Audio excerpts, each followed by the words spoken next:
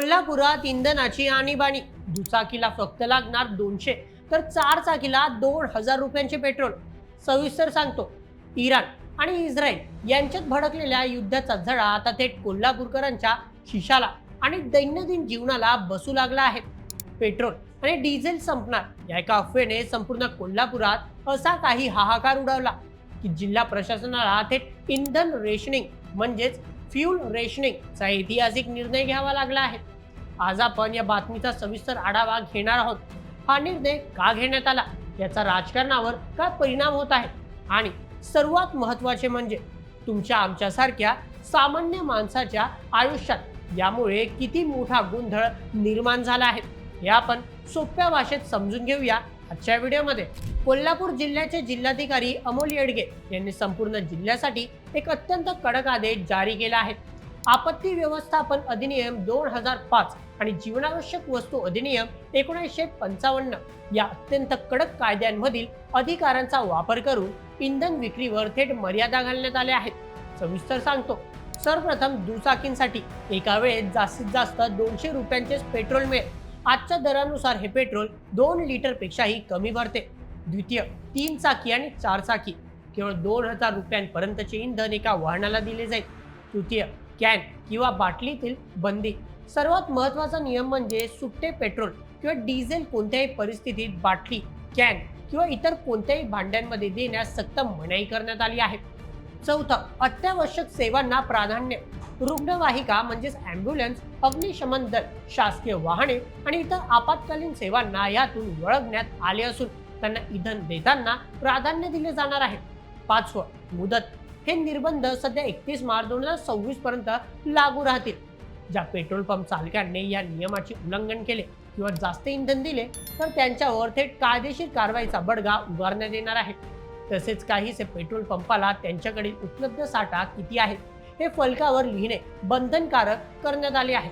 सध्या आंतरराष्ट्रीय पातळीवर इराण आणि इस्रायल यांच्यातील संघर्ष शिगेला पोहोचला आहे. याचा थेट परिणाम जागतिक पुरवठा साखळीवर होत आहे. त्यातच होर्मुझच्या सामुद्रधुनीतून होणाऱ्या गॅस आणि तेल पुरवठ्याबाबत बातम्या येऊ लागल्या. गॅसचा तुटवडा होणार अशा बातम्या आधीच चर्चेत होत्या. त्यातच उद्यापासून पेट्रोल पंप बंद राहणार, पेट्रोलचा साठा संपला अशा वाऱ्यासारख्या पसरणाऱ्या अफवा कोल्हापूरच्या व्हॉट्सअप ग्रुप्सवर फिरू लागल्या. हा निर्णय वाचायला आणि ऐकायला जेवढा सोपा वाटतो तेवढाच तो जगताना कठीण आहे. याचा सामान्य जनतेला बसणारा फटका प्रचंड मोठा आहे. चला मुद्द्यानिशी पाहूया. सर्वप्रथम, नोकरदार वर्ग आणि MIDCतील कामगार. कोल्हापुरातून शिरोली, गोकुळ, शिरगाव, कागल किंवा हातकणंगली MIDC मध्ये जाणारे हजारो कामगार आहेत. त्यांना रोज 20 ते 30 किलोमीटरचा प्रवास करावा लागतो. 200 रुपयांच्या पेट्रोलमध्ये त्यांची गाडी 2 दिवसही चालणार नाही. म्हणजेच कामगारांना आता तर दुसऱ्या दिवशी पेट्रोल पंपावरील लांबलचक रांगेत तासनतास उभे राहावे लागणार आहे. कामावर वेळेत पोचायचे की रांगेत उभे राहायचे हा प्रश्न त्यांच्या समोर आहे. द्वितीय, शेतकऱ्यांची मोठी कोंडी. सध्या शेतीची अनेक कामे सुरू असतात. ट्रॅक्टर, पाण्याचे पंप आणि इतर शेती अवजारे चालवण्यासाठी डिझेल लागते. शेतकरी सहसा पंपावरून कॅन किंवा ड्रममध्ये डिझेल घेऊन जातात.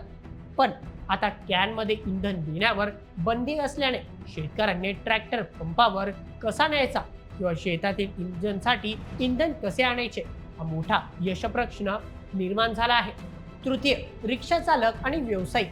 कोल्हापुरातील हजारो कुटुंबांचा उदरनिर्वाह रिक्षा चालवण्यावर किंवा माल वाहतूक करणाऱ्यांवर अवलंबून आहे. इंधनाच्या मर्यादेमुळे या व्यावसायिकांना दिवसाचे पूर्ण भाडे मारता येणार नाही.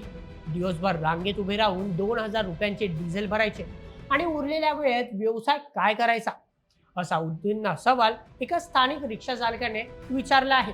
चौथं, शालेय विद्यार्थी आणि पालक.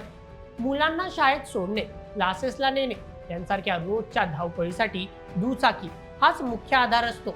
200 रुपयांच्या मर्यादेमुळे पालकांना आता प्रत्येक प्रवासाचे नियोजन थेंब थेंब पेट्रोलचा हिशोब करून करावे लागत आहे. कोणताही मोठा प्रश्न निर्माण झाला की त्यातून राजकारण सुरू झाले नाही असं तो होणारच नाही. कोल्हापूरच्या इंधन आणीबाणीवरून आता राजकीय वातावरणही चांगले तापले आहे. विरोधी पक्षातील नेत्यांनी म्हणजेच काँग्रेस, शरद पवार गट आणि उद्धव ठाकरे गट यांनी या परिस्थितीवरून थेट राज्य आणि केंद्र सरकारवर जोरदार निशाणा साधला आहे. कोल्हापूरकरांसाठी आणि सर्वच नागरिकांसाठी हा एक धडा आहे. घाबरून जाऊन गरजेपेक्षा जास्त वस्तूंची साठेबाजी केल्याने व्यवस्थेवर ताण येतो आणि अंतिम नुकसान आपलेच होते. प्रशासनाने स्पष्ट केले आहे की इंधनाचा तुटवडा नाही, फक्त वाटपावर नियंत्रण आणले आहे.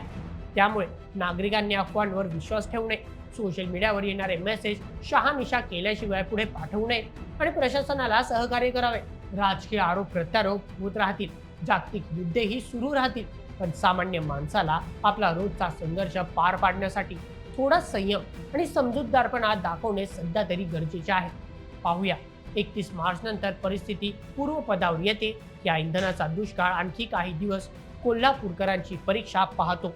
मित्रांनो, या संपूर्ण प्रकरणावर तुमचे काय मत मला कमेंटमध्ये नक्की सांगा आणि अशाच व्हिडिओसाठी सबस्क्राईब करा बोल MH आपल्या YouTube चॅनलला.